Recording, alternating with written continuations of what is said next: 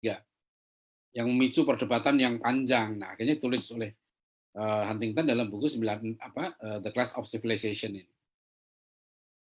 Kemudian di buku ini ya nanti Huntington memperkuat kembali ya teori The Clash of Civilization ini di dalam buku yang berjudul Who Are We. Jadi tadi kan Huntington bilang begini, untuk menentukan jati diri, maksudnya siapa sih Barat sebenarnya? Siapa sih kita ini gitu ya? Ya. Kan dia sebut nanti ditegaskan lagi dalam buku Who Are We. Who Are We, dan itu terbit tahun 2004. Ya, begitu buku ini terbit, waktu itu saya masih di Kuala Lumpur.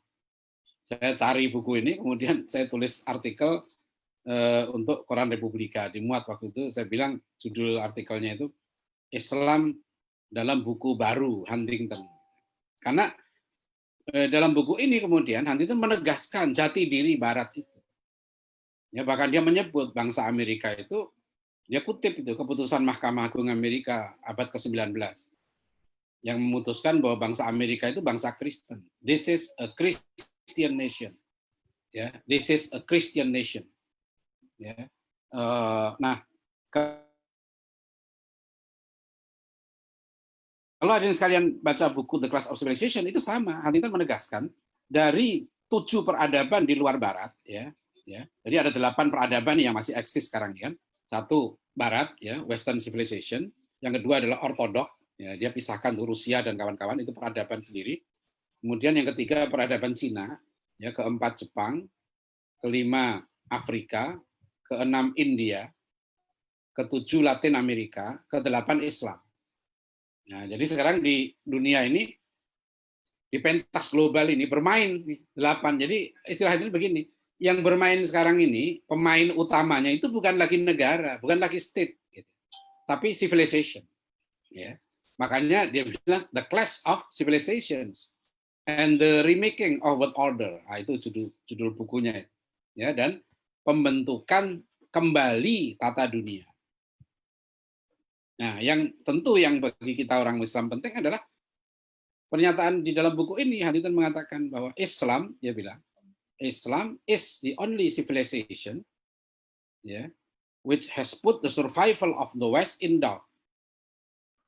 Dari 7, ya, di sekalian, dari 7 peradaban yang di luar Barat ini, satu-satunya, gitu ya, satu-satunya peradaban yang pernah menaklukkan Barat, gitu, yang pernah hampir memusnahkan Barat, itu adalah Islam.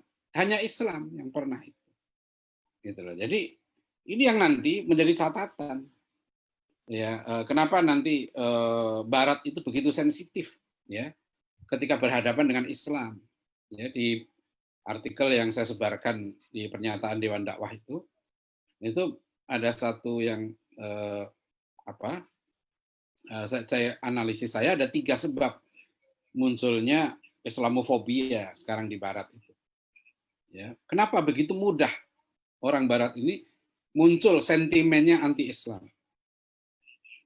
Ada buku yang ditulis oleh Profesor Fawaz Gargas, ya, judulnya America and Political Islam. Ya, di buku itu digambarkan bahwa di Amerika itu yang paling banyak melakukan aksi terorisme itu adalah keturunan Hispanik, ya, keturunan Spanyol. Dan yang banyak melakukan kriminal itu keturunan Cina. Ya. Tapi di Amerika tidak pernah ada semangat anti Hispanik. Ya, tidak ada semangat anti Cina. Ya, bahkan ketika Pearl Harbor dibom oleh, ya, tapi begitu kasus 11 September 9/11, ya, menghantam menara kembar itu, apa yang terjadi kemudian pada saat anti Arab dan anti Islam, ya, sampai ke pelosok-pelosok, sampai ke Australia dan mana-mana gitu, di yang disebut sebagai Western Civilization itu. Jadi orang yang pakai sorban waktu itu, dia nggak orang Sikh pun jadi korban. Ya, jadi apapun simbol Arab, ya, karena saya ingat betul tahun 2002 itu bapaknya Nadiem Makarim ini menteri ngundang gitu lah. Saya diundang diskusi di rumah beliau tahun 2002 itu saya ingat tentang Islam dan Barat ini temanya. Nah, pembicaranya waktu itu 5 orang yang diundang. 1 Nurholis Majid, 2 Syafi'i Ma'arif, 3 Ja'far Umar Tholib, ya. 4 Ulil Absor Abdallah, dan kelima saya. Gitu. Sayang saya nggak ngerekam waktu itu, tapi itu diskusi waktu itu cukup menarik. Ya, kenapa Pak Non Anwar Makarim itu menyelenggarakan diskusi itu di rumah beliau? Beliau punya yayasan Aksara, karena beliau sebagai orang keturunan Arab menerima perlakuan gitu, yang sangat tidak mengenakkan ketika masuk ke Amerika gitu, pasca 11 September itu. Jadi waktu itu orang nggak lihat asal Anda wajahnya Arab, asal Anda pakai sorban, udah, ya itu dianggap mencurigakan. Dan kasus ini nanti berulang-ulang terus, ya karena pertama ini keuntungan politik. Jadi orang-orang terutama politisi sayap kanan di Eropa, di Amerika ingin menangguk suara lah gitu ya, dapat suara, ya dia manfaatkan isu ini, isu anti-Islam. Kalau di Amerika, di Eropa ditambah isu anti-imigran. Kan sekarang begitu, lihat aja muncul seruan-seruan setelah ini kan ya soal imigran. Ya karena imigran ini juga persoalannya bukan hanya agama, persoalan ekonomi. Karena Eropa penduduknya makin tua, mereka butuh pekerja-pekerja, ya mereka akhirnya pekerja-pekerja dari Eropa Timur, dari Turki, ya, Bangladesh dan sebagainya masuk ke Eropa.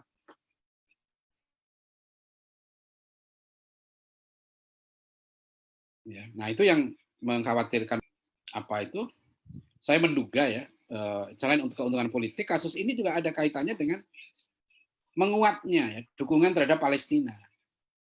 Sebetulnya selama ini Perancis itu termasuk yang cukup kuat dukungannya kepada Palestina. Ya, nah ini mengkhawatirkan ya bagi Zionis, gitu. Jadi ingat kan kasusnya pemindahan kedutaan Amerika ya dari Tel Aviv ke Yerusalem, ya nggak ada satupun gitu sekutu Amerika di Eropa yang mendukung Amerika, ya Inggris, Prancis semua nggak dukung keputusan itu. Tapi kan Donald Trump ini dia didukung oleh Kristen fundamentalis yang di Amerika disebut right wing Christian, ya Kristen sayap kanan atau Kristen Zionis Christian, gitu lah.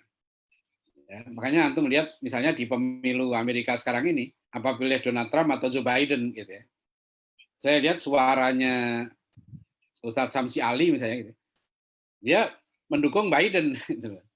Saya nggak tahu pertimbangannya, tapi mungkin yang mendukung Biden ini karena dia dari Partai Demokrat, ya kadar dukungan pada Zionisnya agak kurang seperti Obama. Semua dukung Zionis. Presiden Amerika itu semua pro Israel. Itu Israel itu special ally, ya teman khusus bagi Amerika. Tapi kadarnya saja. Kalau siapa Donald Trump ya itu sangat kuat karena dia didukung oleh partai pendukung Kristen sayap kanan. Ya, tapi Donald Trump nggak seperti George Walker Bush dulu.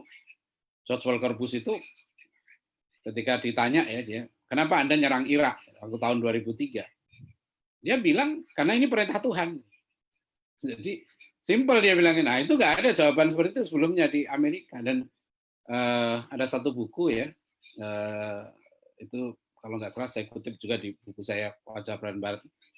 Satu buku di Amerika menggambarkan zaman George Walker Bush itu setiap hari di Gedung Putih itu dibacakan ayat-ayat Bible. Nah itu ritual mereka.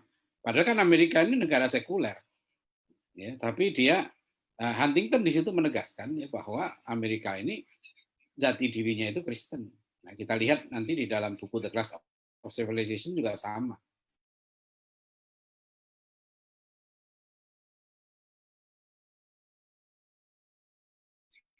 Nah, jadi kembali ke tadi jadi yang kedua ya saya analisis saja bisa benar mengapa dibangkitkan sentimen anti-Islam terhadap Palestina ya ke arah sejak Israel didirikan ya 14 Mei tahun 48 Israel itu berhasil ya memanipulasi opini dunia, ya mencitrakan dirinya sebagai David dan mencitrakan bangsa-bangsa Arab gitu ya sebagai Goliath gitu.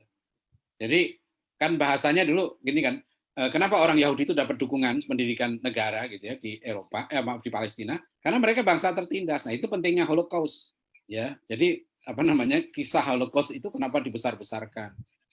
Kalau hadirin ingat tahun 95 kalau tidak salah kan Indonesia menolak masuknya film Schindler List yang disutradari oleh Steven Spielberg ya. Karena film itu memang propaganda apa Zionis. Kalau orang nonton film itu ya dia akan bersimpati itu. Potensial sekali meraih simpati dari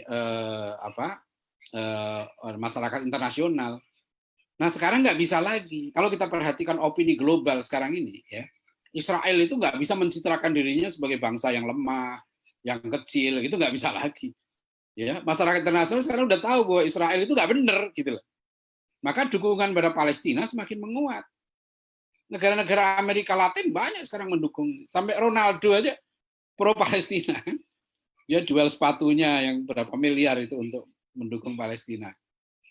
Nah ini ya sehingga meningkatnya Islamofobia ya di Eropa ini ya itu memecah paling tidak itu masyarakat Eropa digiring untuk anti-Islam. Nah ini tentu saudara-saudara kita di Eropa ya lebih paham lah kondisi seperti ini ya. Kemudian yang ketiga ya memang elemen-elemen anti-Islam gitu ya itu kalangan-kalangan fundamentalis lah ya radikal Kristen itu kan tetap ada. Jadi kalau Adin baca survei dari Pew Research Center tahun yang saya temukan masih tahun 2017, masyarakat Eropa ini kan memang semakin ateis, ya.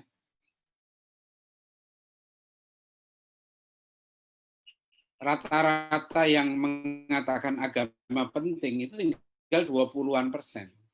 Ya, Inggris, Perancis, Jerman, dengan Jepang. Ya, ya.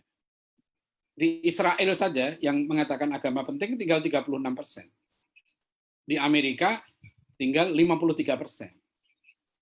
Nah, satu survei di Inggris ya menyatakan setengah ya, separuh lebih masyarakat Inggris itu sudah mengatakan ya has no religion.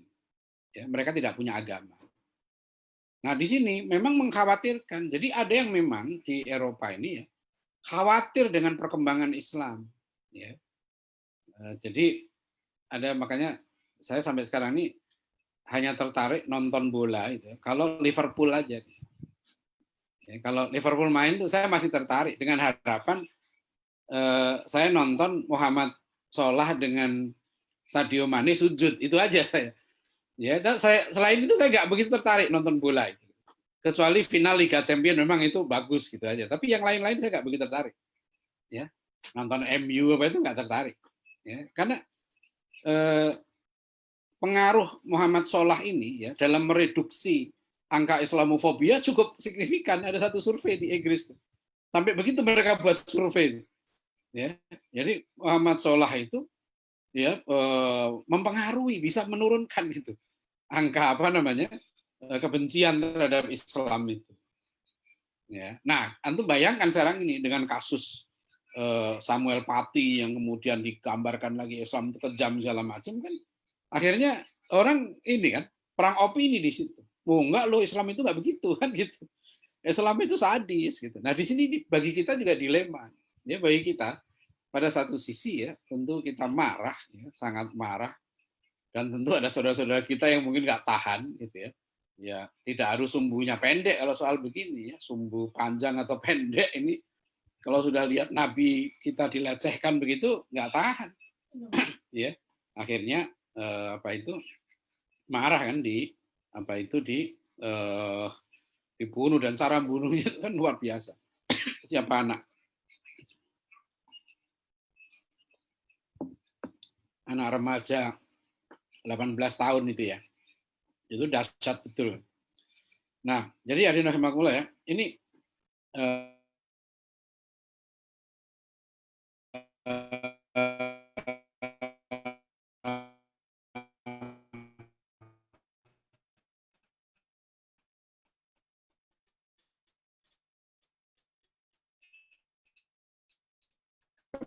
balik ke tadi ya. Jadi kenapa film fitnah? Ya, film itu kan menggambarkan kelompok sayap kanan gitu ya, terhadap perkembangan itu awal 2000 nggak saya. Sudah 10 tahun lebih yang lalu kan.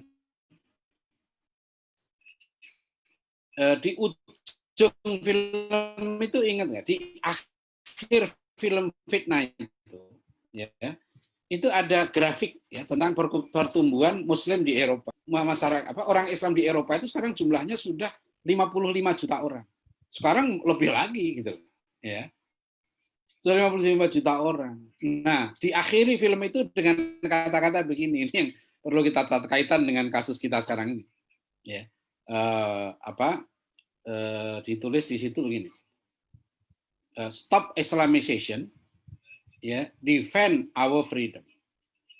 Ya, jadi stop Islamization, defend our freedom.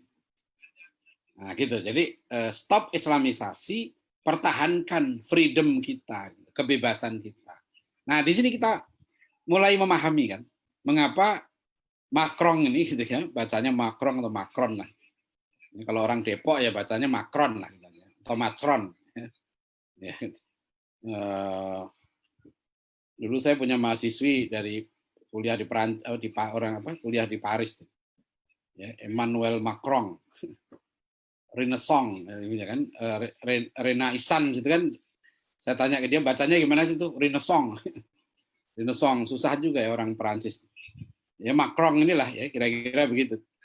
Dia kan nggak mau mengecam ya penghinaan pada Nabi Muhammad SAW dengan kartun itu, dengan alasan itulah yang ditulis juga oleh duta besar Prancis di artikelnya di Republika, ya, bahwa Prancis itu mempertahankan negara sekuler, laïcité, tulisannya laïcité, bacanya nggak tahu laïcité atau apa itu. Itu prinsip negara sekuler, ya. Jadi Prancis ingin mempertahankan itu, ya, karena kan sejak 1789 revolusi Prancis mereka sudah mengusung itu, ya, liberty, equality, fraternity itu. Nah, itu yang mereka usung ya, di apa namanya sebagai jargonnya, ya. Nah, itu demi freedom gitu ya. Nah, patung yang bangun mereka besar demi ya kebebasan kata mereka, demi freedom itu gitu ya. Sampai mereka membiarkan ya agama. Jadi mereka ini gini ya, kalau yang nggak agama mereka jaga. Misalnya begini, Nazi Jerman ya nggak boleh mempromosikan Nazisme itu. Nazisme itu barang terlarang, artinya kebebasan pun ada batasnya. Ya, beberapa penulis Inggris ya itu nggak boleh mengkritik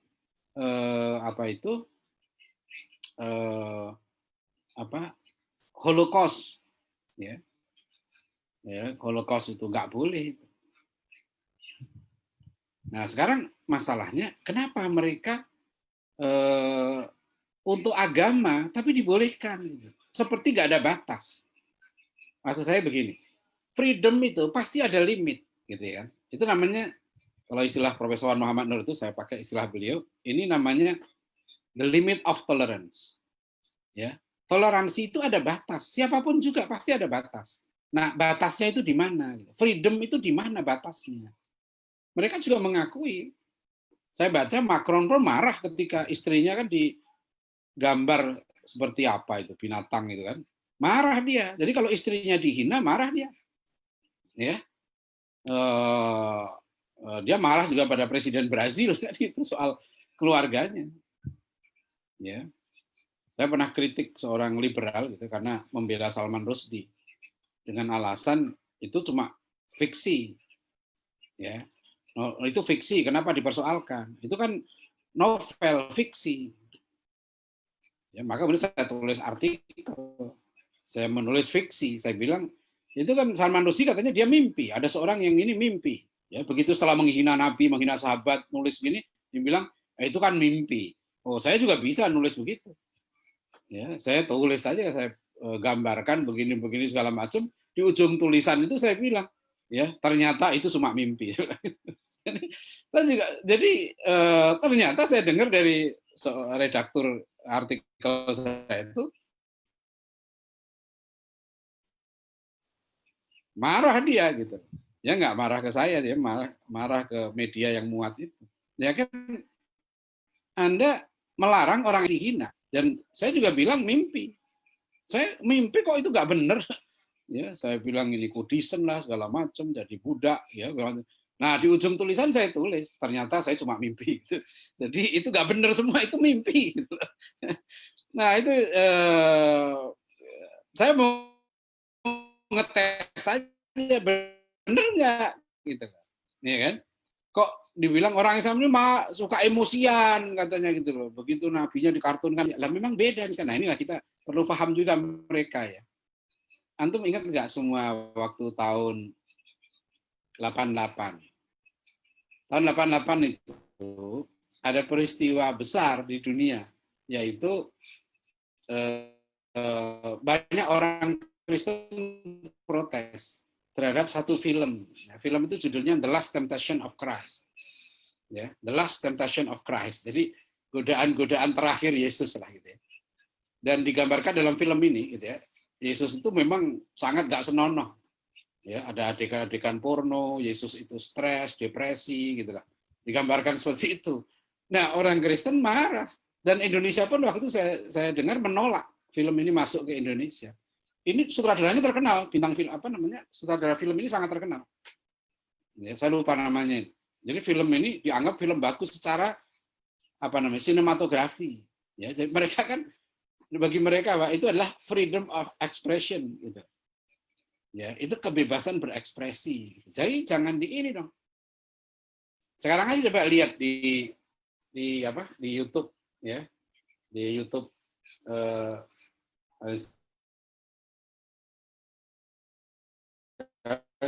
buka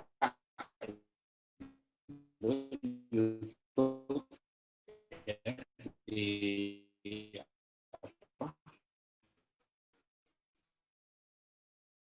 Di YouTube ini ada Jesus I will survive. Nah ini ya gambarnya Yesus I will survive. Ini Yesus nyanyi ya, lepas baju tinggal pakai celana dalam gitu ya. Terus jalan-jalan di pinggir kota nanti ujungnya ketabrak bis. Jadi dia nyanyi I will survive. Atau bayangkan di barat ya, jangankan nabi Pak gitu loh. Tuhan aja dihina gitu loh. Jadi Tuhan aja dijadikan mainan gitu loh.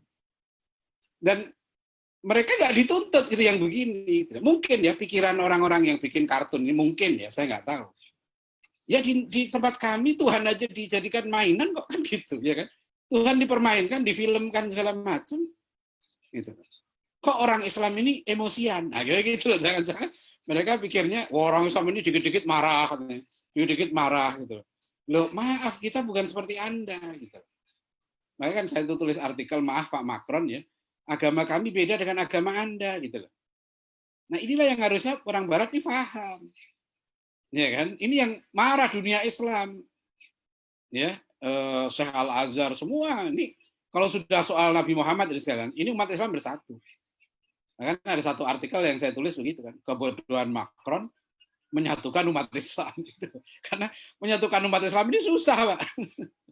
Jadi itu saya ingat kata-kata Profesor Muhammad Nur berkomentar terhadap 212 itu. Beliau membuat kata-kata begini, ya. Umat bersatu ya untuk melawan sesuatu itu susah.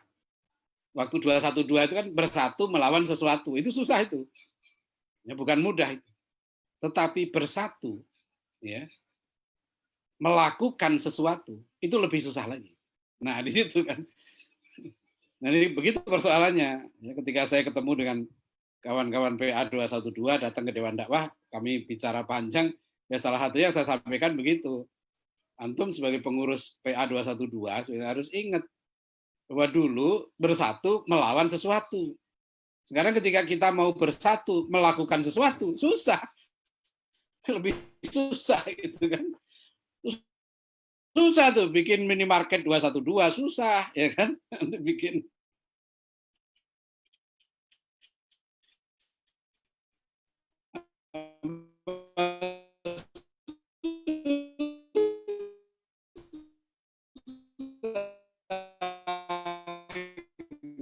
Teman-teman ada yang ngeluh 212 sudah semua punya saham di situ nggak beli gitu. Juta. Nah ini kita harus introspeksi nih umat Islam. Ya kita ya mumpung sekarang bersatu melawan sesuatu, nah itu momentum yang penting ya. Tapi harus dijaga, jangan hanya bersatu melawan sesuatu. Kita harus belajar untuk bersatu melakukan sesuatu. Jadi kembali ke tadi ya. Jadi bagi orang Barat itu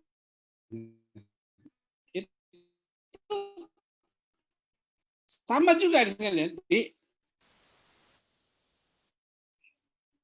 Ini kan teori ini dipakai juga oleh Paus November 1095 untuk menyatukan Eropa. Ya, waktu itu Eropa itu nggak pernah bersatu gitu. Nah, bersatu ketika menghadapi Islam. Itulah perang salib. Itu dimulai 25 November 1095. Nah, pidato Paus Urbanus kedua, ya itulah yang kemudian menyatukan Eropa, menyerbu Yerusalem. Gitu.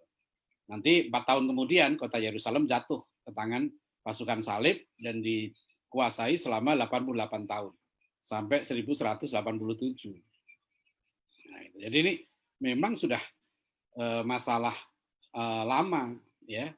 Nah sama nanti kalau kita lihat kan kenapa ya dugaan saya George Walker Bush gitu ya, ketika menggelorakan perang melawan terorisme dia menggunakan istilah crusade against terrorism. Nah dugaan saya kata crusade ini dalam memori kolektif orang Barat itu kata yang menyatukan mereka. Jadi ketika disebut anti-Islam itu paling mudah untuk menyatukan gitu. Nah ini mau dicoba dibangkitkan terus gitu loh, untuk menjaga memori itu. Bahwa musuh kita itu Islam kan sama dengan Huntington, it is human to hate. Dan kalau hari sekarang baca di buku Huntington 2004 yang tadi Huawi, Huntington menegaskan musuh kami sekarang sudah selesai, ya sudah ketemu, yaitu Islam militan, Islam radikal. Itu sudah ketemu. Saya berkali-kali ya diundang ke Kementerian Agama ya ketika diskusi tentang Islam moderat dan sebagainya. Saya selalu ingatkan para pejabat kita mohon gitu ya, jangan sampai gitu ya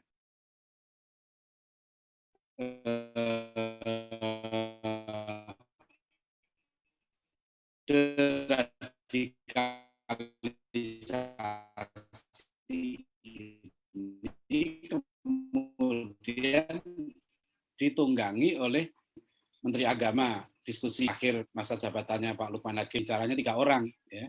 Profesor Kamarudin Hidayat, saya, kemudian dengan seorang pendeta. Karena di situ kita lihat buku moderasi beragamanya Kementerian Agama, ya itu juga meletakkan bukan hanya ekstremisme, tapi juga liberalisme. Itu dimasukkan kategori yang tidak moderat ya, di buku itu.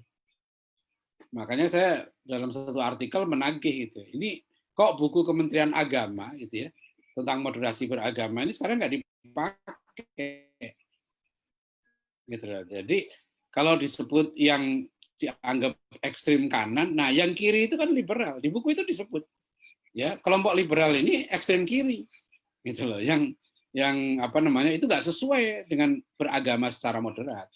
Nah, harus adil gitu loh kalau memahami sesuatu ya. Ya kembali ke umatan wasato konsep dalam Al-Qur'an itu. Nah, tadi jadi kembali ke tadi Pak ya. Jadi ada prinsip yang sangat berbeda gitu ya. Nah, itu yang dikatakan sebagai clash of worldview. Jadi clash of civilization di peringkat pemikiran yang terjadi sebetulnya clash of worldview. Jadi bagi Barat gitu ya, agama bagi mereka itu nggak penting gitu. Ya, itulah yang dikatakan Leopold Weiss ya yang nama Islamnya Muhammad Asad kan, dia tokoh Yahudi yang kemudian masuk Islam, menulis buku Islam at the Crossroads ya, Islam di simpang jalan. Nah, dia menegaskan bahwa hakikat peradaban Barat modern gitu ya, itu adalah irreligious in its very essence.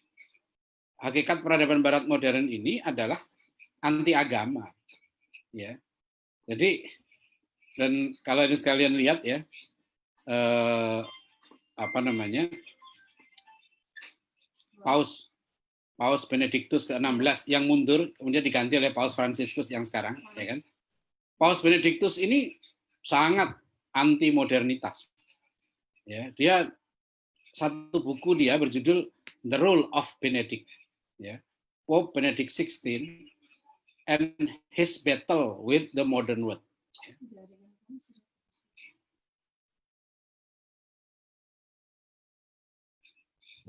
Nih, maaf kalau suaranya saya pakai koneksi apa ini?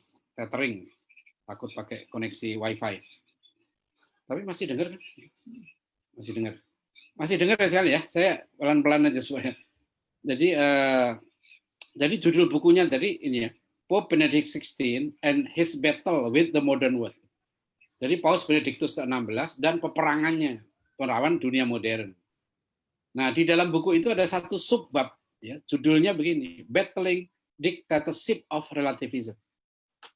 Ya, memerangi faham relativisme.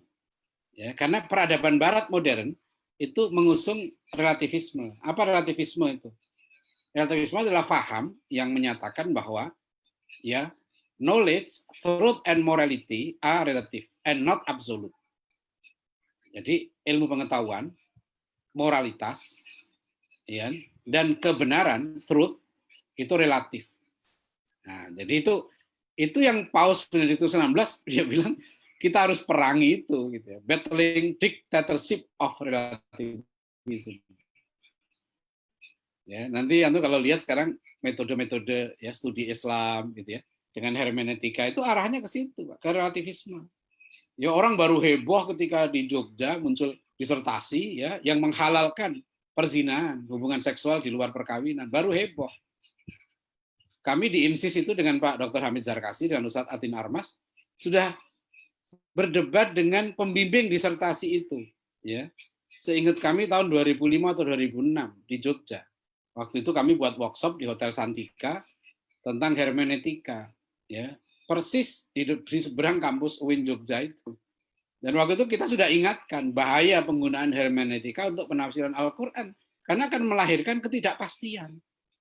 Gitu, masalahnya di situ. Dan ini yang di ISTEK di kampus kami, gitu ya, Profesor Alatas sudah mengingatkan bahaya penggunaan hermeneutika untuk menafsirkan Al-Quran. Tapi ya, kami sudah keliling, majalah Islamia, jurnal Islamia terbitan INSIS yang edisi pertama tahun 2004, itu judulnya yang kami angkat adalah tafsir versus hermeneutika. Ya, karena kami sudah melihat ini akan menjadi problem besar ke depan ketika tafsir Al-Qur'an itu ya digusur atau dibuat alternatif lain, ya metode tafsir selain ilmu tadi. Kembali ke tadi ya, ke ini yang terjadi apa? Adalah clash of worldview, benturan pandangan hidup. Ya. Jadi sama-sama bukan harus ada Islam Barat dunia sebenarnya, tidak. Di Barat pun antara orang Muslim yang punya worldview Islam ya dengan orang mungkin sesama Muslim juga yang worldview-nya sekuler liberal ya akan berbeda karena mereka menganggap ya agama itu tidak penting gitu. Agama itu bukan hal yang prinsip, kan bagi mereka agama ini seperti baju. Ya, maka misalnya kan itu tercermin dalam DUHAM ya, Deklarasi Universal Hak Asasi Manusia. Gitu lah, ya kan? Pasal maaf, 18 atau 16 ya. Pasal 18 kan saya silakan. Jadi pasal 18 tentang kebebasan beragama. Kan Buya Hamka sudah mengkritik keras Deklarasi Universal Hak Asasi Manusia ini dua pasal itu, pasal 16 dan pasal 18. Pasal 16 itu hak ya, kebebasan untuk kawin tanpa memandang suku, bangsa, dan agama. Hak asasi manusia itu. Jadi, nah bagi orang Barat kan itu kawin itu nggak boleh dibatasi dong oleh apa namanya soal suku, bangsa, ras, agama. Gitu. Begitu juga soal agama. Ya, ada kebebasan beragama bagi mereka. Beragama itu bukan prinsip, boleh ditukar-tukar kapan saja. Makanya hak bebas beragama itu mencakup hak untuk mengganti agama. Jadi itu kan, jadi termasuk hak asasi ya, hak yang paling dasar bagi manusia itu hak untuk berganti agama, hak murtad lah gitu ya, itu dijamin. Nah di sini problemnya kan bagi kita orang Muslim, bahkan dunia Islam menolak dua pasal ini. Oki kan tahun 95 ya melahirkan namanya Deklarasi Kairo, gitu lah, Deklarasi Hak Asasi Manusia ya dicetuskan di Kairo. Nah, dalam Islam menikah itu tetap dibatasi oleh agama, gitu loh. Dalam Islam tidak ada hak murtad, gitu. Nah itu, jadi itu yang beda kan. Bagi orang Muslim begini, kalau Anda sudah masuk Islam, Anda nggak berhak untuk kafir lagi, gitu loh. Ya, jadi tidak ada hak untuk kafir, itu nggak ada. Hak untuk durhaka pada Allah itu nggak ada.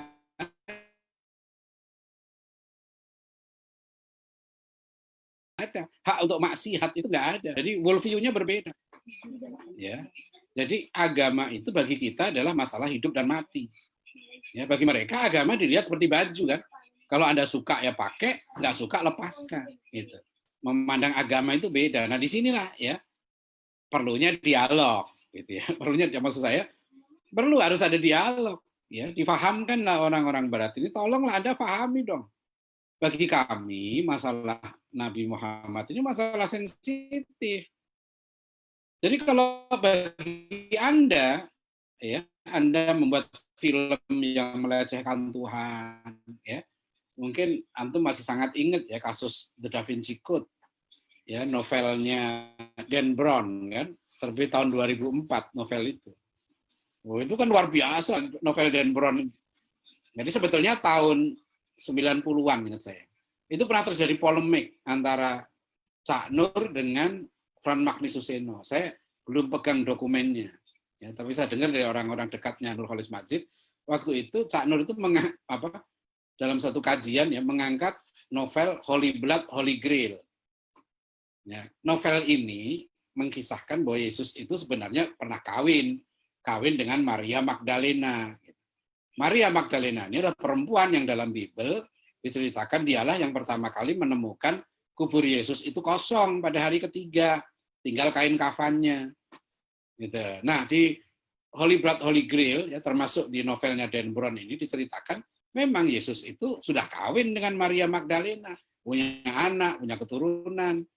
Ya, keturunan Yesus ini kemudian dikejar-kejar ya oleh Vatikan dari dulu, karena Yesus mewariskan gerejanya bukan pada Santo Petrus, Saint Peter, tapi kepada Maria Magdalena. Gitu. Ya, jadi itu baca deh novel itu menarik, novel The Da Vinci Code itu lebih menarik daripada filmnya. Ya, itu sampai saya tulis satu artikel waktu itu ya, kalau nggak salah di majalah Gatra tentang The Da Vinci Code. Kemudian artikel saya dijawab oleh Frans Magni Suseno. Ya. Dan saya datang ke Frans Magni Suseno di Tuyarkara dan beliau kasih saya satu buku, judulnya Menjadi Saksi Kristus di Tengah Masyarakat Majemuk. Jadi sebetulnya saya pun dengan saya ambil juga mata kuliah, 2 mata kuliah di Sekolah Tinggi Teologi Jakarta. Satu kelas itu teman saya pendeta semua, hanya saya yang Muslim. Ya, jadi kita sebenarnya gitu ya, kalau dengan sesama saudara sebangsa kita lah, kalangan non Muslim gitu ya. Memang kita mengakui ada hal yang sangat berbeda, ya, dan perbedaan itu harus diakui. Nah, disitulah ya kita menolak pluralisme, karena pluralisme ya mau membangun toleransi dengan mensatukan semua teologi itu nggak mungkin. Ya, orang Kristen pun marah itu di kalangan Protestan, makanya lahir buku teologi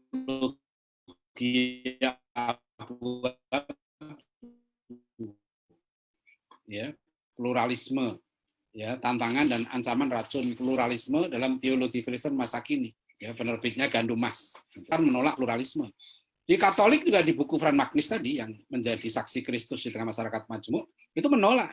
Ya, kalau dia sekali baca Vatikan itu menolak pluralisme, terutama di masa kardinal di masa jadi kepala bagian segregasi imannya di Vatikan itu Kardinal Ratzinger. Ratzinger itu yang nanti jadi Paus Benediktus ke-16 ini.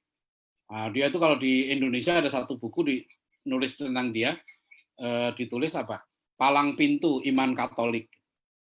Itu beda banget ya dengan Paus yang sekarang, Fransiskus. Ya, sekarang heboh kan dunia, termasuk di dalam Katolik muncul kontroversi karena Paus Fransiskus mendukung legalisasi sipil, perkawinan sesama jenis. Bukan legalisasi agama, tapi dia mendukung gitu. Ya, kawin homo, kawin lesbi itu disahkan. Itu luar biasa. Ya. Beberapa tahun lalu kan Irlandia, negara Katolik mayoritas itu mengesahkan kawin sejenis. Karena hasil referendumnya pendukung homo menang. Gitu. Vatikan marah itu, mengecam. Ya. Tapi kemudian Amerika pun mendukung kawin sejenis. Ya. Dan yang sekarang calon presiden Amerika Joe Biden ini kan dulunya wakilnya Obama nih. Ya, di satu koran Haaretz, koran Yahudi, dia mengucapkan terima kasih kepada tokoh-tokoh Yahudi karena punya peranan dalam melegalisasikan homo di Amerika. Nah, dengan apa orang Yahudi itu berhasil mengubah persepsi bangsa Amerika dengan medsos dan dengan film. Nah, itu. Nah, jadi sekarang Barat ini, masa depan Islam dan Barat ini solusinya sekarang itu membangun dialog. Dan mungkin oleh para ulama-ulama kita dulu itu tepat untuk terus melanjutkan Islamisasi di Eropa dan Amerika. Ya, karena sudah tidak punya pilihan sekalian. Jadi prinsip kebebasan ini itu susah dipahami. Karena jelas mereka tidak konsisten. Gitu. Ya. Kenapa orang dibebaskan menghina agama? Gitu. Sementara orang nggak boleh menghina Yahudi misalnya. Dr. Samsudin Arif itu, teman kami di INSIS itu, waktu kuliah di Jerman, postdoktoralnya gitu, atau dokter keduanya lah di Jerman, dia beasiswa oleh di AAD Jerman.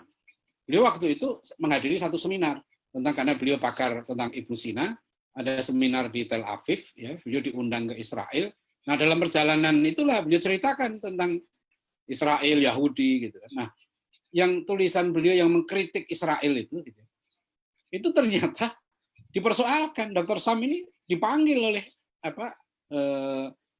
konjen kita gitu karena orang Yahudi di sana protes. Jadi di Jerman pun kata Dr. Sam nggak bebas mengkritik Yahudi gitu. Ya. Jadi itu mengkritik saja nggak, dia diancam akan dipulangkan ke Indonesia. Ya, jadi kebebasan itu tidak mutlak juga di sana. Tapi masalahnya kan tadi, kenapa Anda gitu ya tidak boleh apalagi Perancis ya. Perancis itu punya trauma soal Yahudi ini. Perancis itu kan Herzl itu menyusun buku Der Judenstaat. Ya. Buku itu terbit 1896. Ya. Jadi 1 tahun sebelum Kongres Zionis pertama, 1897. Der Judenstaat, The Jewish State, negara Yahudi. Ide Herzl ini kan muncul setelah kasus Dreyfus Affairs di Paris, di Perancis waktu itu. Seorang pilot Yahudi yang diadili dengan tuduhan mata-mata dan kemudian memunculkan teriakan-teriakan anti-Yahudi lah. Makanya Herzl punya pikiran bangsa Yahudi ini hanya bisa diselamatkan kalau punya negara sendiri.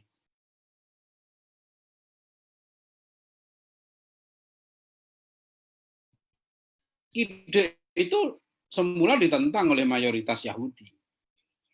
Maka Kongres Zionis pertama di Berlin nggak diterima dan diusirlah si Herzl ke Swiss. Ya, mana dua worldview yang sangat berbeda dalam memandang agama. Ya, satu Islam yang meletakkan agama sebagai hal yang terpenting dalam hidup. Iman itu hal yang paling penting dalam hidup. Ya. Saya kalau ada orang masuk Islam, mau masuk Islam itu saya tanya, sudah mantap belum? Ya, jangan dipaksa ya masuk Islam karena kesadaran. Ya, karena kalau Anda sudah masuk Islam, Anda tidak boleh keluar lagi. Gitu. Jadi nggak boleh misalnya orang masuk Islam itu coba-coba, nggak boleh. Saya coba dulu ya masuk Islam, ntar kalau enak, kalau cocok, saya terus. Gitu kan. Ntar kalau saya coba 2 bulan dulu, kalau nggak cocok saya keluar. Oh nggak bisa. Islam nggak boleh begitu gitu. Itu bukan coba-coba agama ini. Jadi kalau Anda sudah apa namanya, Anda sudah mantap masuk Islam, jangan keluar lagi, itu masalahnya. Karena kalau Anda keluar, Anda masuk neraka itu. Gitu. Jadi kebebasan itu bukan sebebasnya kayak tadi. Bebas apa punya hak murtad, nggak bisa. Ya, di Malaysia nih sekalian, itu kan sampai sekarang nggak bisa. Kalau orang sudah masuk Islam, di Malaysia itu tidak ada hukum yang melegalkan dia bisa keluar dari Islam. Kan dulu ada kasus ya, seorang perempuan keturunan Cina, dia masuk Islam karena dia kawin gitu sama seorang pejabat atau apa gitu ya. Setelah itu dia merasa ditelantarkan, kemudian dia mau keluar lagi dari Islam itu nggak bisa gitu loh. Ya, ada yang bilang Islam ini curang katanya. Boleh masuk, nggak boleh keluar. Jadi seperti perangkap ikan katanya. Jadi agama Islam ini agama yang curang. Orang boleh masuk, nggak boleh keluar. Loh, bukan curang.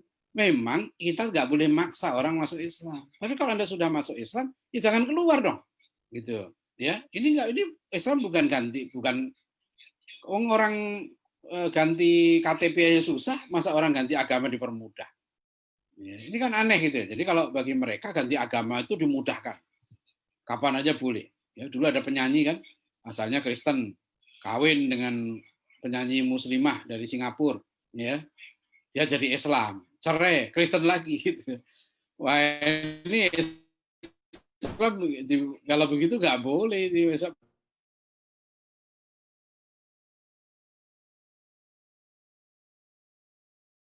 Islam bukan mainan, ya.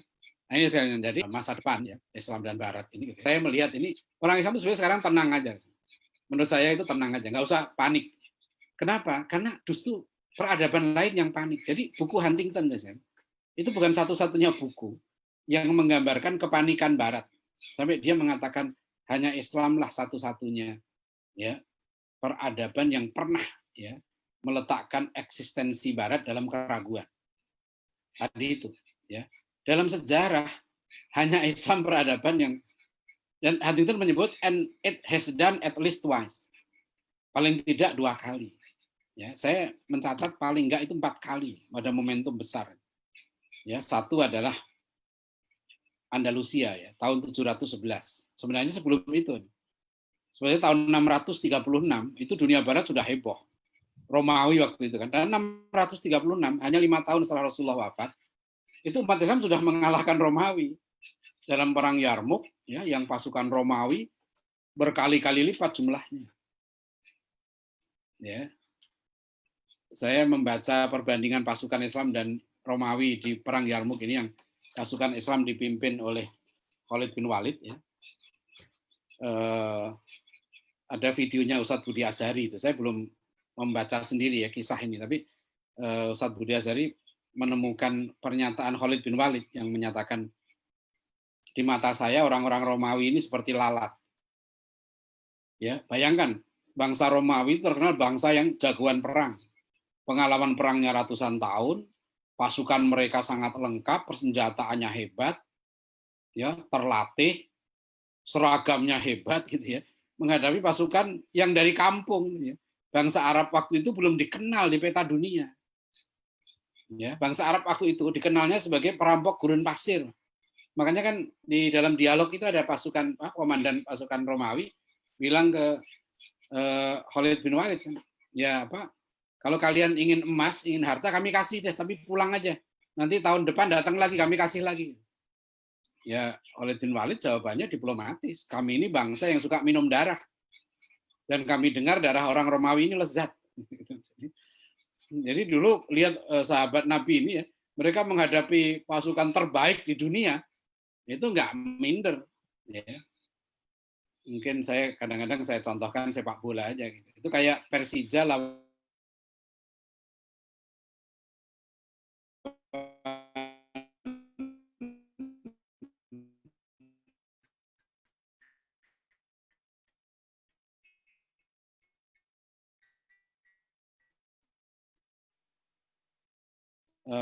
Real Madrid lah kira-kira, Bayern Munchen kira-kira gitulah. Yerusalem itu pukulan berat. Ya, bagi ulama Masih itu sudah 11 umat Islam sudah Andalusia, dan itu berlangsung nggak pendek. Ya, berlangsung hampir 800 tahun. Ya, terakhir jatuhnya benteng Granada 1492. Ya. Kemudian yang dahsyat juga perang salib. Ya. Perang salib ini dahsyat ya, berlangsung hampir 200 tahun dan ujungnya orang Islam menang. Ya. Bagaimana dahsyatnya Salahuddin Al-Ayyubi strong ya, judulnya Holy War ya. Holy War and Holy War and its impact to this world ya. Jadi maksudnya perang suci dan dampaknya. Jadi perang salib dan dampaknya terhadap dunia sekarang ini. Ya. Ada satu buku yang saya ketemu, kisah kecil ya, tapi kisah kecil itu menarik. Saya tulis di artikel saya. Seorang jenderal Prancis ketika masuk ke kota Damaskus ya, menaklukkan Syria. Sang jenderal ini masuk ke Masjid Umayyad Damaskus.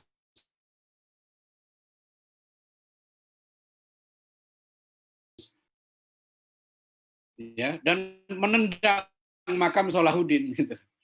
Jadi saking jeng itu masuk sekitar 1918 ya. Gitu. Saladin wake up ya. Antum bayangkan dari 1187 sampai 1918 gitu ya. Masih inget tuh jenderal itu. Saladin gitu ya. Makanya filmnya saya seneng waktu film judulnya Kingdom of Heaven yang disutradarai oleh Ridley Scott. Itu film itu menggambarkan bagaimana penaklukan Yerusalem direbut kembali oleh Salahuddin Al-Ayyubi di situ, ya. Dan di situ jauh banget dari sekarang. Itulah kalau orang mau lihat ya sejarah dunia ini, gitu ya, bandingkanlah ketika orang Islam masuk ke Yerusalem.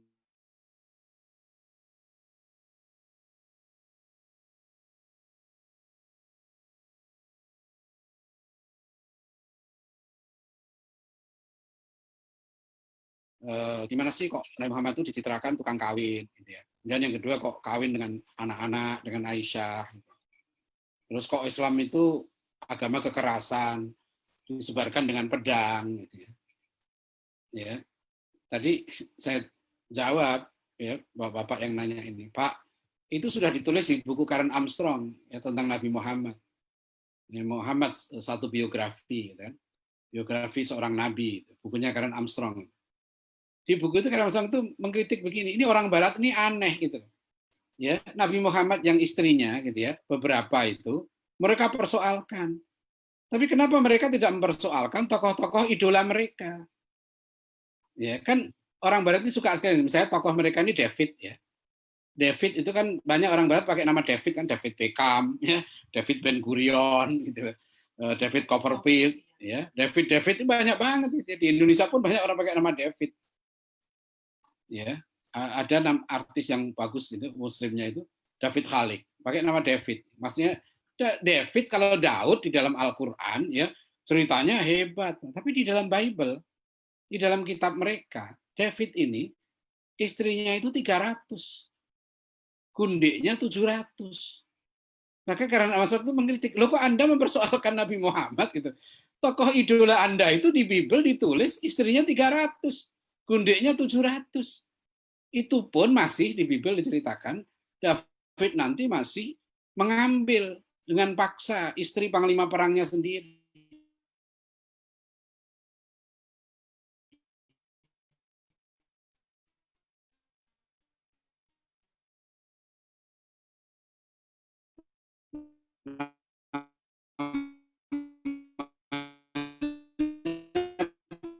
Batseba, perempuan namanya Batseba ya, dengan seorang perempuan yang salinan ya dengan Batseba itu. Panglima perangnya dikirim ke medan perang yang Pak David. Itu cerita di Bible.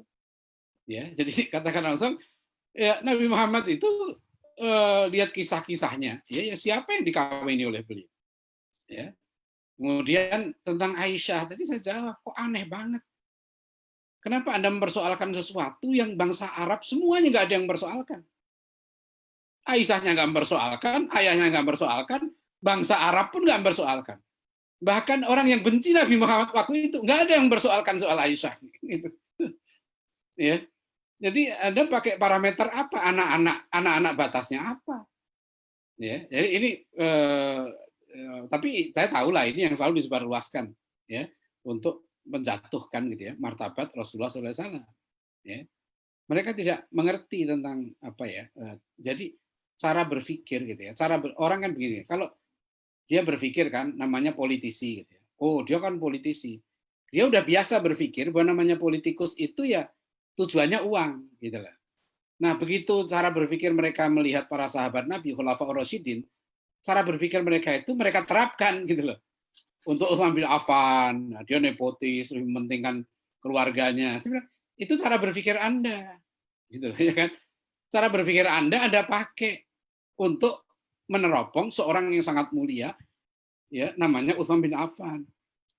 Bagaimana Utsman bin Affan itu seperti berpikir Anda, jangankan soal harta, nyawanya pun sudah dipertaruhkan. Ya, hidupnya sudah dipertaruhkan untuk itu. Nah, itu. Jadi inilah worldview yang penting sekali ya. Jadi sekarang ini yang namanya clash of worldview ya, antara Islam dan Barat ini terjadi di mana-mana. Ini bukan hanya soal yang di Eropa ya. Antara kita di negeri kita pun kalau orang berpikir seperti worldview Barat ini sekuler gitu ya, dia maunya agama dibuang. Ya, dalam politik jangan pakai agama, ekonomi jangan pakai agama, ya. Tapi terus terang saya seneng tuh, ya Menteri Luar Negeri kita cepat panggil dubes Eropa, ya Presiden Jokowi langsung mengecam, ya apapun motifnya lah itu soal lain. Tapi yang jelas di situ, ya Indonesia sebagai negeri Muslim terbesar, ya punya sikap, ya. Ya sekarang tinggal kita tunggu nih, ya, apa namanya sikap berikutnya, ya. Apa namanya mau kemana nih muaranya. Tapi kalau secara prinsip dari sekalian ya, yang penting bagi kita adalah tadi saya katakan kita nggak usah panik karena mereka sudah jelas bahwa 8 peradaban yang lain itu nggak punya solusi untuk umat manusia. Barat itu sudah nggak bisa menyelesaikan problem Rohingya nggak bisa, ya problem kemiskinan global nggak bisa. Amerika sebagai pemimpin dunia sekarang ini bingung ya ngadepi di dalam negerinya sendiri ya kasus Donald Trump itu ya kemudian Eropa juga begitu ya.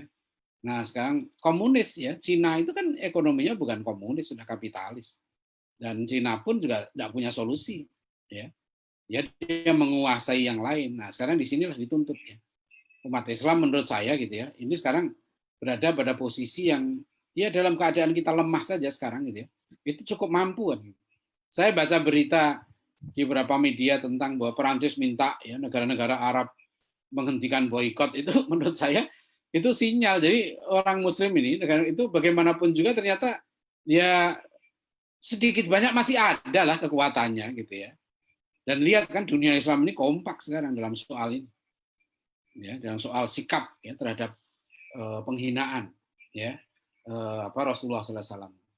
Jadi menurut saya ini harus kita jadikan momentum ya peristiwa ini untuk semakin meneguhkan pemahaman kita tentang Islam ya dan semakin mempererat ya ukhuwah kita ya kekuatan kita ya jangan mudah kita dipecah belah karena kita ini bagaimanapun kita ini satu-satunya umat beragama yang masih satu kiblat kita satu Al-Qur'an kita satu sholat kita satu ya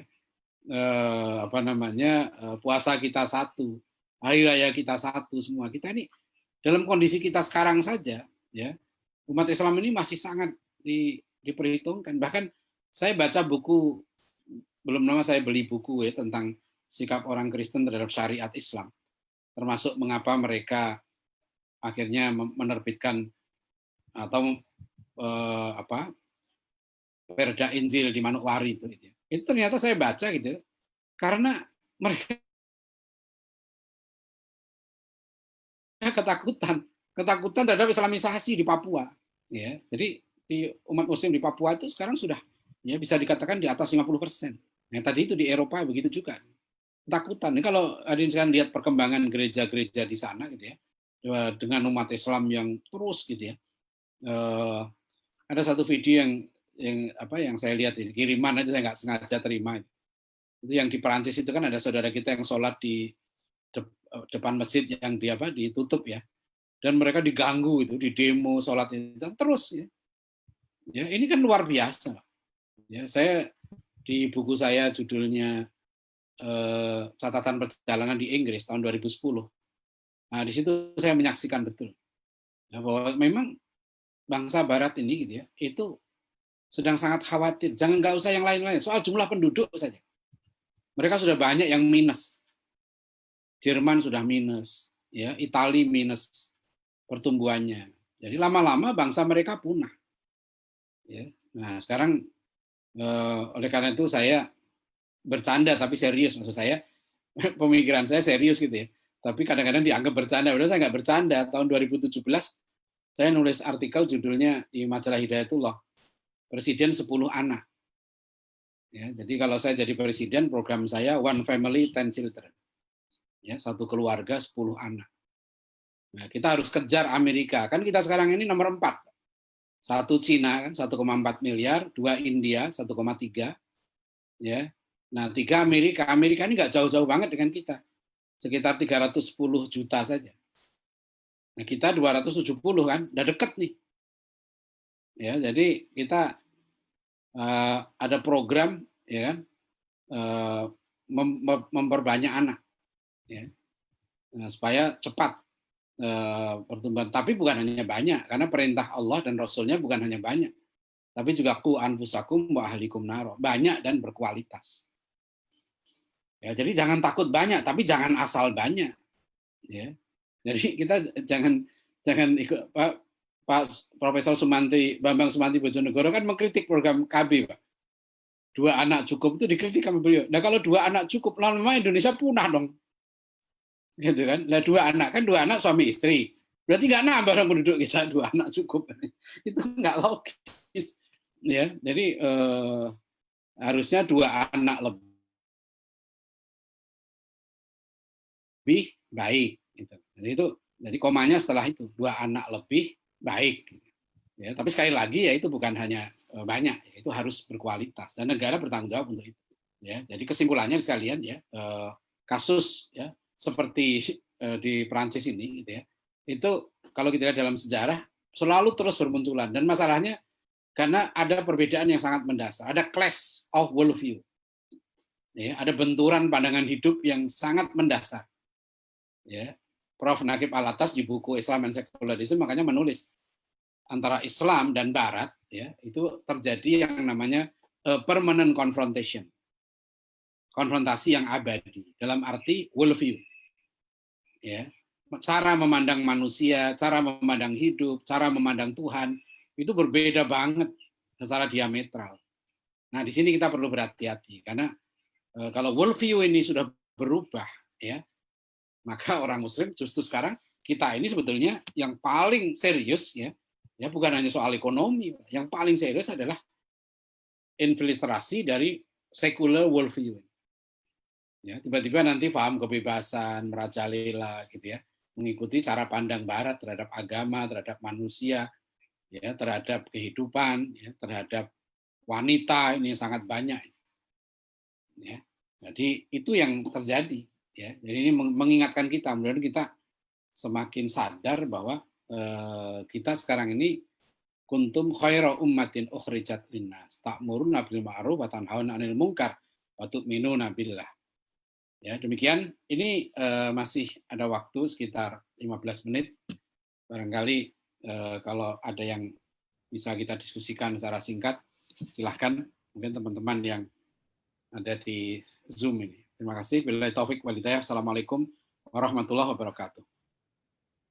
Waalaikumsalam warahmatullahi wabarakatuh. Baik Ustadz, terima kasih atas pemaparannya.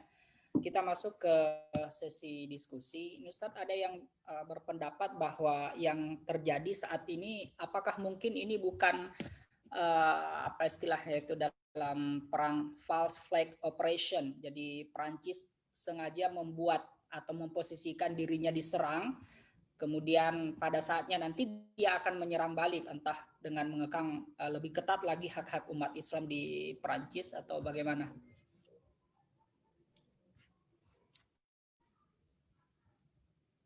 Iya, bisa saja analisis itu, tapi saya tidak terlalu yakin karena kasus ini bukan yang pertama. Kan beberapa kali sebelumnya sudah terjadi di Inggris di mana-mana.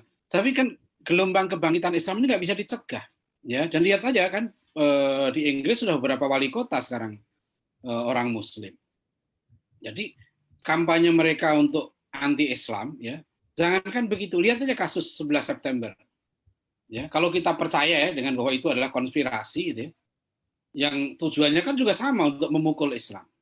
Tapi yang terjadi kan justru malah banyak orang-orang yang masuk Islam, ya. Meskipun banyak itu juga tantangannya berat ya. Di satu survei di Amerika pertumbuhan orang yang masuk Islam itu 22%. Tapi yang keluar dari Islam juga 22% ya di Amerika. Nah, kalau yang Kristen di Amerika itu unik. Yang masuk Kristen itu 6%, tapi yang keluar Kristen 23%. Jadi jumlah orang Protestan di Amerika itu makin menurun. Sekarang tinggal sekitar 37%. Ya, tahun 48 itu 69%. Ya, jadi di Amerika yang Mahkamah Agungnya mengatakan this is a Christian nation, ya. Atau lihat di survei itu ya, itu menarik karena jumlah orang Protestan di Amerika terus menurun dari tahun ke tahun. Nah, itu mengkhawatirkan. Jadi kalau saya nggak khawatir, Ustaz Yudi. Oh, ya sekarang cuma orang Islam di Eropa kan terus ya mencoba menjelaskan. Itu kasus kan. Ya. Anak muda yang memotong kepalanya siapa itu? Guru itu ya, guru Perancis itu. Itu kan dia melakukan itu nggak musyawarah dulu dengan para pemuka Islam di Perancis. Kan itu spontan aja dia marah gitu kan. Ya udah orang udah terjadi. Dan memang itulah yang ditulis oleh Syekhul Islam Ibnu Taimiyah dalam kitabnya. Ya, Syekhul Islam itu menulis kitab khusus tentang penghinaan Nabi ini. Judulnya As-Sarimul Maslul ala Syatimir Rasul. Pedang yang terhunus untuk penghujat Nabi. Jadi kitabnya judulnya udah seru gitu ya. Ya, pedang yang terhunus untuk orang-orang yang mencaci maki Nabi gitu. Ya, dalam kitab ini dikatakan semua mazhab dalam Islam sepakat. Ya, menghina Nabi itu hukumannya mati. Ini kalau bahasa sekarang mungkin extraordinary crime. Di masa Rasulullah itu ada seorang anak ya yang membunuh ibu sendiri dan Rasulullah diyaki Rasulullah. Sang anak ini nggak tahan. Ya, itu silahkan dibaca di kitab As-Sarimul Maslul ala Syatimir Rasul. Semua mazhab sepakat soal itu. Jadi makanya jangan main-main gitu loh. Jadi artinya gini, tolonglah ya bangsa Barat, Anda mengkritik Islam segala macam, tapi yang satu ini limit ini gitu. Kalau Anda sudah masuk ke situ ya, masuk ke penghinaan Nabi ini bukan biasa, ini bukan pidana biasa. Ya. Karena apa? Orang Islam ini sangat dekat dengan Rasulullah. Kita ini 24 jam itu bersama Nabi gitu. Itu nggak ada seorang manusia pun di muka bumi ini ya yang namanya disebut 24 jam, didoakan dan diikuti ya seluruh ucapan dan tindakan, bahkan diamnya beliau, kecuali Nabi Muhammad SAW. Jadi memang spesial betul. Bahkan Prof. Naqib Alatas itu membuat simbol istek ya, famadza ba'dal haqqi ila dhalal. Itu ada lingkaran di tengah. Prof. Alatas tidak menulis Allah di tengah itu, tapi Muhammad. Ya, karena Muhammad itu inti sekarang ini. Kita itu mengenal Allah itu dari Rasulullah gitu loh. Kita ini mengenal kebenaran dari Rasulullah, mengenal siapa Tuhan kita, bagaimana cara menyembahnya, ya, bagaimana kita hidup, ya, mencontoh yang lengkap. Itu hanya Rasulullah SAW. Ya, di kitab Syama'ilil Muhammadiyah, kumpulan hadis yang ditulis oleh Imam At-Tirmidzi, itu kan digambarkan kesempurnaan akhlak dan fisik Rasulullah. Tidak ada di dunia ini ya orang yang cara jalannya itu jadi contoh, cara duduknya jadi contoh, cara senyumnya jadi contoh, cara ketawanya jadi contoh, cara makannya jadi contoh. ya, cara tidurnya jadi contoh, cara masuk kamar mandi jadi contoh, nggak ada. Ya, cara mimpin negara jadi contoh, cara berdagang, cara mendidik, ya. Jadi bagaimana orang mau menghina Rasulullah gitu? Seorang yang di hati umat Islam itu nggak pernah lepas. Ya. Saya pernah sampaikan di seminar MP tentang Pancasila di MPR. Pernah juga di kuliah konstitusi di fraksi MPR PKS pernah saya sampaikan. Ya, kita jangan samakan umat Islam dengan umat yang lain. Makanya jangan, saya sarankan jangan menggunakan istilah karakter Pancasila. Ya, untuk orang Muslim, ya, untuk agama lain bisa, tapi orang Muslim nggak bisa. Karena kita ini, akhlak kita ini nyontoh Nabi. Tahun 78 makanya kan Ridwan Saidi waktu itu ada istilah pedoman penghayatan, dan saat Ridwan Saidi ini atau Bang Ridwan nulis kan, tanya sampai itu Profesor Darji Darmo Diharjo ditanya, bagaimana Prof Darji cara menggosok gigi menurut Pancasila? Ya, itu susah kan, sebagai orang Islam gosok gigi aja ada contohnya gitu. Ya, jadi itu yang beda, agama Islam beda dengan yang lain. Ya, jadi mohon ini disadari oleh pejabat kita juga, jangan menyamakan agama Islam dengan yang lain. Nggak bisa, Pak. Islam ini jilbab dilarang. Jilbab itu aturan. Mau diusir, mau diapa, akhirnya ya tetap akhirnya jilbab boleh gitu loh. Di Turki sama. Jadi sekularisme ekstrim ya seperti di Perancis itu nggak akan berhasil, dan itu mereka harus paham ya, tentang karakter Islam ini ya. Ya itu ya, terima kasih. Iya. Ada pertanyaan via chat ini, tapi ada yang angkat tangan, kita persilahkan terlebih dahulu. Ibu Muzayyanah Yuliasi, silakan Bu.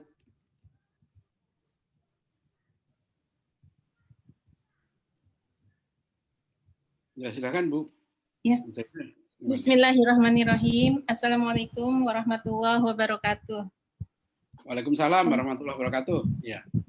Izin bertanya Ustadz, bagaimana pengaruh semua aspek kebudayaan Islam di tengah-tengah masyarakat Barat semenjak kejayaan Islam sampai dengan runtuhnya Khilafah Islamiyah berakhir di Turki di tahun 1924 hingga saat ini? Dan bagaimana juga menghadapi pengaruh budaya Barat terhadap umat Islam, khususnya masalah pemikiran. Apakah ada kompromi antara kebudayaan Islam dan kebudayaan Barat tersebut? Terima kasih Ustadz atas pencerahannya. Wassalamualaikum warahmatullahi wabarakatuh. Waalaikumsalam warahmatullahi wabarakatuh. Ya, di internet ya, mungkin kalau Ibu buka, saya coba cek ya, di Google gitu ya, 1001 Inventions ya.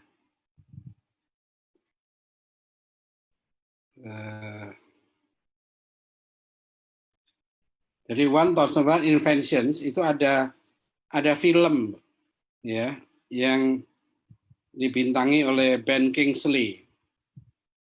Nah, ini saya pernah nonton film ini di London waktu itu. Di satu pameran, ya, pameran tentang sains Islam tahun 2010 yang dimotori oleh Profesor Salim T. Hassani dari Manchester University. Nah, di 1001 Invention ini juga satu yayasan yang menerbitkan satu buku juga. Kalau nggak salah sudah diterjemahkan dalam bahasa Indonesia. Ya. Banyak sekali ya pengaruh ya, terutama sains Islam ya nanti ke dunia Barat. Dan lebih jelas lagi ada satu artikel yang saya tulis tentang buku What Islam Did for Us. Di internet mungkin ada ya, apa namanya? Coba saya cek.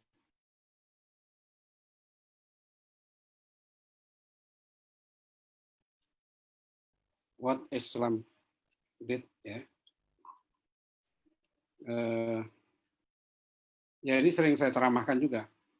Ada di, ya silakan, What Islam Did for Us itu satu buku yang cukup menarik ya, ditulis oleh Tim Wallace Murphy, sejarawan Irlandia, yang menggambarkan tentang bagaimana pengaruh Islam kepada Barat, peradaban Barat. Jadi apa yang orang Islam perbuat untuk kami, gitu ya, orang Barat ini. Nah itu ada data-data transfer ilmu pengetahuan dari ilmuwan Muslim ke ilmuwan Barat. Sampai ditulis di dalam buku ini satu subbab judulnya The West Debt to Islam, hutang Barat terhadap Islam. Jadi di buku ini digambarkan kami, katanya bangsa Barat ini tidak akan pernah mampu membayar hutang kami kepada kaum muslimin sampai kapanpun, ya karena begitu besarnya gitu ya. Dulu kami ini belajar sains, gitu. Jadi umat Islam itu pernah memimpin sains dan teknologi itu 700 tahun. Nah itu bukan hal yang kecil, ya. Ya bahkan di saat anak-anak kita diajarikan arok, kendedes, gitu ya, abad ke-12, 13 itu kan kisah Ken Arok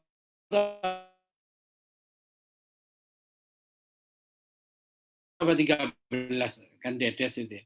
Itu dunia Islam sudah abad 12 13 itu di puncak ya. Kejayaan sains teknologinya.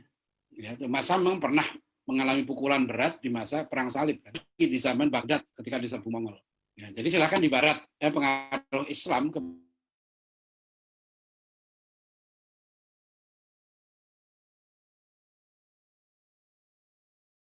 terutama dalam sains dan teknologi. Masalahnya bangsa Barat kemudian kapok gitu dengan agama, ya traumatik. Ya, itu yang salah satu trauma mereka itu ketika mereka masuk ke masuk ke era Renaissance, ya Renaissance itu mereka bilang rebirth. Jadi bangsa Barat ini ketika mereka dipimpin oleh agama, gitu ya, mereka menganggap diri mereka mati. Dan mereka lahir kembali, sudah membuang Tuhan. Mungkin ini ya kata-kata filosof Prancis Jean-Paul Sartre ini mewakili, itu ditulis oleh Karen Armstrong dalam buku History of God. Ya. Kata-kata Jean-Paul Sartre ini dia mengatakan even if God existed, ya, we must reject him. Ya, since the idea of God negates our freedom. Ya, lihat ya, kata-katanya menarik sekali ya. Jadi bahkan andaikan Tuhan itu ada, itu harus kita tolak. Ya, sebab ide tentang Tuhan itu membunuh kebebasan kita, sama kayak tadi ya. Ya. Since the idea of God negates our freedom, sebab ide tentang Tuhan membunuh kebebasan kita. Ya, di masa Yunani dulu ada seorang seorang filosof atau apa namanya itu Quintus Horatius Flaccus. Dia menganut paham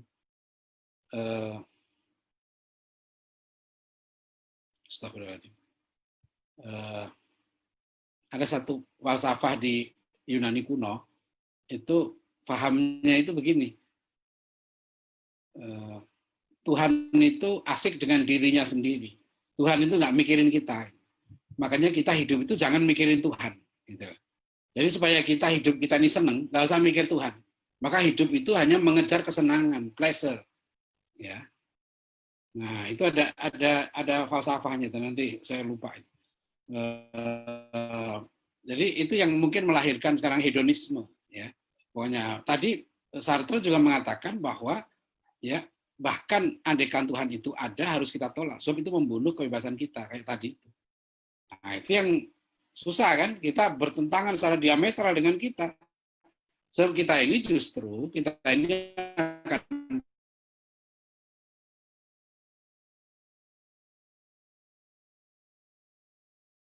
bahagia kalau kita berzikir pada Allah.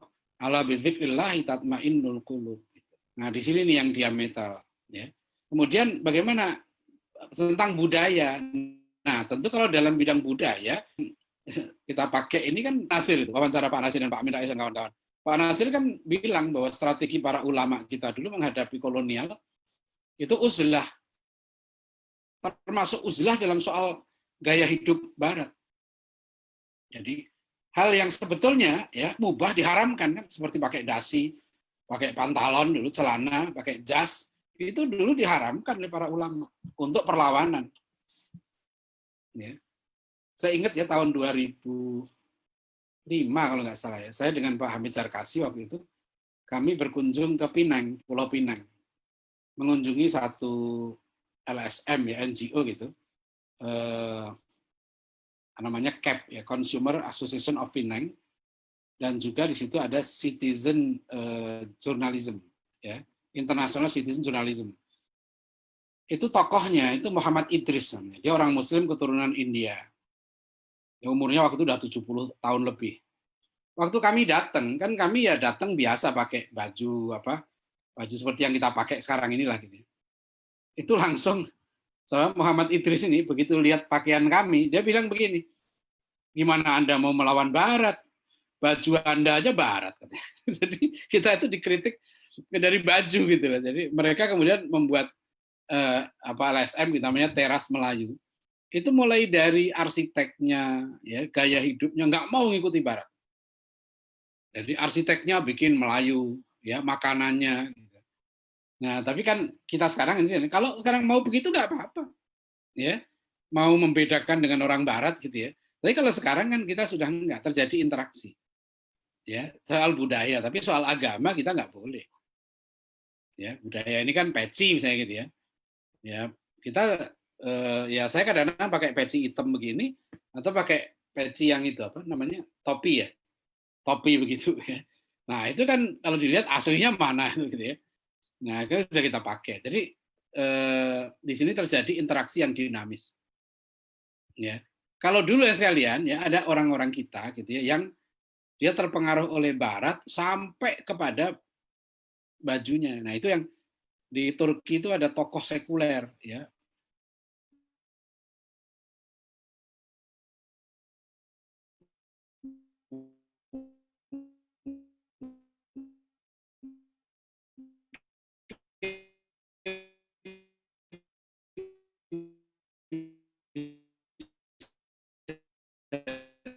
Dikatakan inspiratornya Kemal Atatürk ya. Jadi dia bilang ini, we must borrow ya the Western ya, civilization ya totally lah. Jadi dia ibaratkan kita harus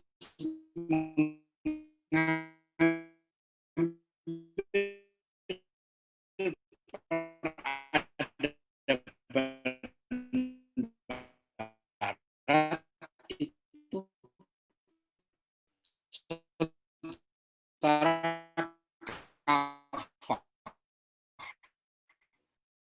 seperti kita juga durinya. Nah, gitu teorinya. Kalau mau maju, ambil Bana ya ketika 24. Ya, jadi ada yang ya, dengan total. Nah, kita nggak begitu. Jadi kita menerima peradaban Barat dengan kritis. Jadi kita tidak anti Barat, karena kita mengakui juga Barat ini dalam banyak hal telah melakukan banyak kemajuan dalam bidang peradaban. Ya, kita tidak anti bahasa Inggris kan. Kita tidak anti ya sains teknologi Barat. Ya, kita tidak anti bahasa Perancis dan sebagainya. Ya, tapi world view-nya itu, ya, pandangan hidupnya itu yang kita berbeda. Nah, begitu Bu Mas Zainah ya. Terima kasih. Baik. Ini waktunya sudah lewat sebenarnya, tapi kalau masih ada yang satu silahkan barangkali. Ada yang silahkan. angkat tangan Ustaz, Pak Muhammad Nurwatoni Janhari, silakan Pak.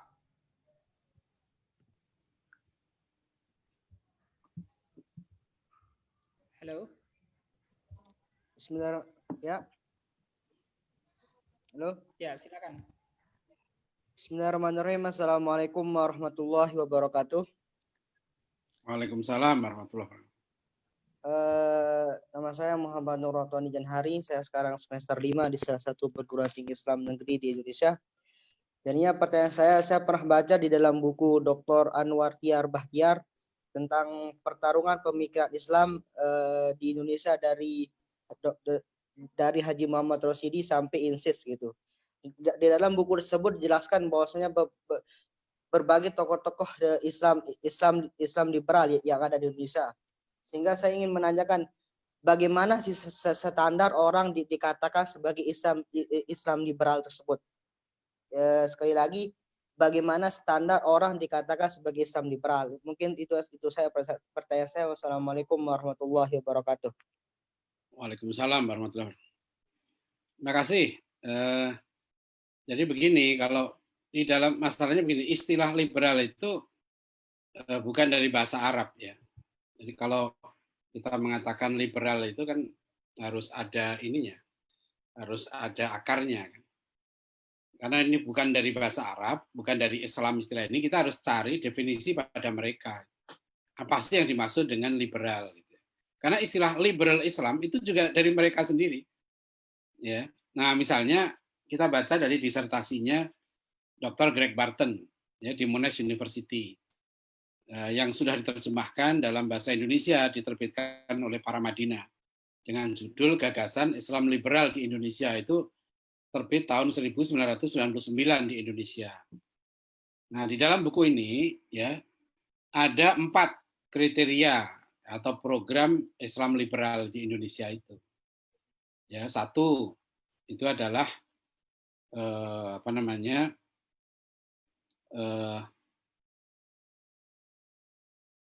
menekankan ya pentingnya kontekstualisasi ijtihad. Nah, di sini nanti. Jadi kalau nanti ciri-ciri orang yang berpikir liberal gitu ya, lihat saja dia dalam berijtihad ya lebih mementingkan konteks daripada teks. Di sini nanti masuk metode hermeneutika. Nah, coba nanti dari situ salah satu cirinya. Yang kedua ya mengutamakan rasio ya di atas nas. Ya, rasionalitas dan pembaruan itu dipentingkan. Yang ketiga, nah ini ya mempromosikan pluralisme. Ya, itu di bukunya Dr. Greg. Yang keempat, mempromosikan negara yang netral dari agama. Jadi kalau dari standar Islam liberal dari Dr. Greg ini tinggal dimasukkan saja. Ya, nanti kalau misalnya kita masukkan nih, si A ini liberal atau enggak, ya sudah idenya. Masuk enggak kriterianya? Oh, dia liberal dalam hal ini. Ya. Jadi kadang-kadang begini, kita tidak bisa kadang mengatakan, oh dia liberal dalam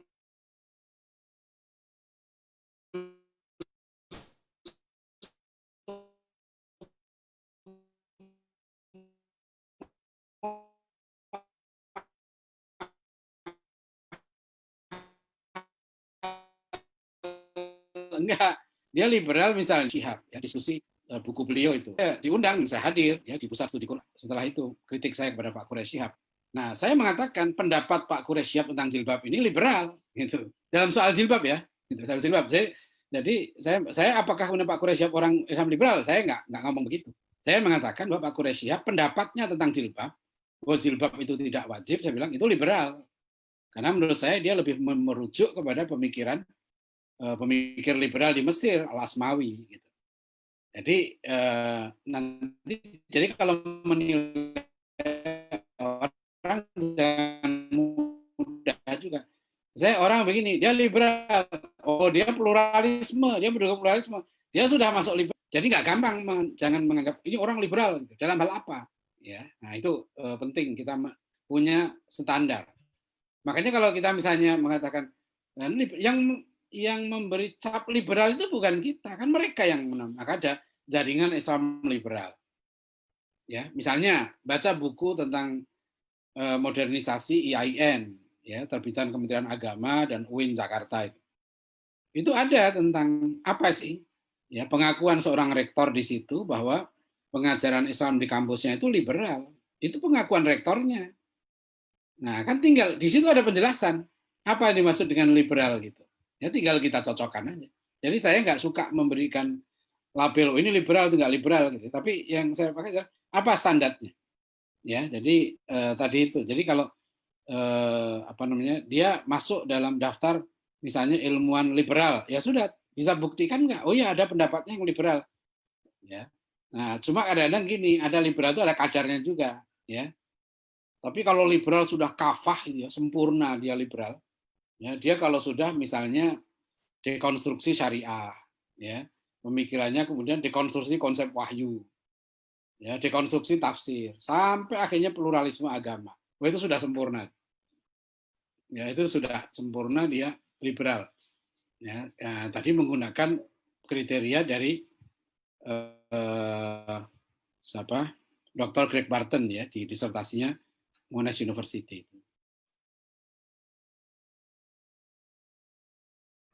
Baik Ustaz,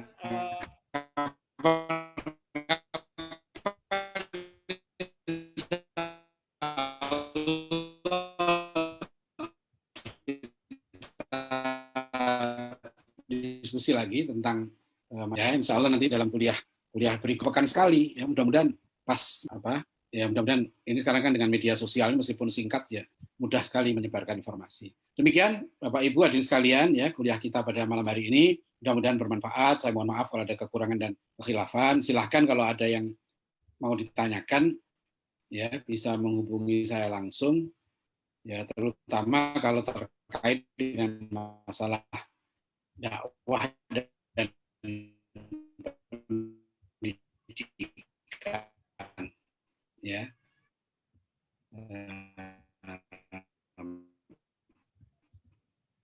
Itu saja yang bisa saya sampaikan. Billahi taufik wal hidayah.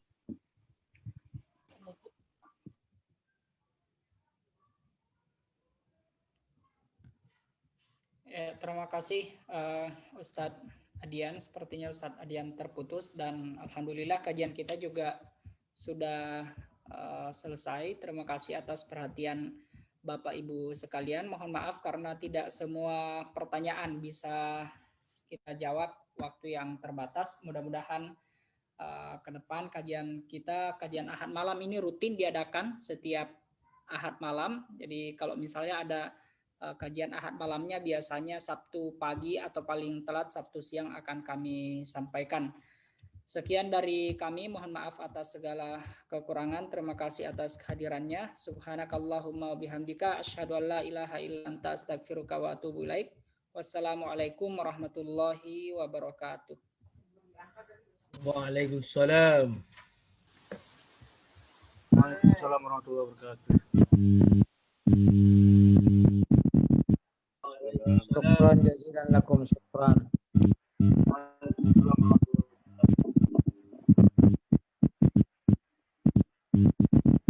Allah khairan katsira.